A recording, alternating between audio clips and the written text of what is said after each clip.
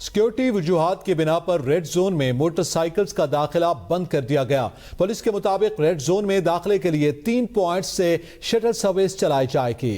Shuttle service Serena چوک avenue NADRA چوک تک شہری shuttle service استعمال کر سکیں گے۔ شہری ریڈ زون میں موٹر سائیکل نہ لے کر جائیں یا پابندی 12 محرم الحرام تک لگائی گئی ہے۔ اس حوالے سے بات کرتے ہیں زمان مغل سے۔ جی زمان مغل، آگاہ کیجیے گا اس حوالے سے۔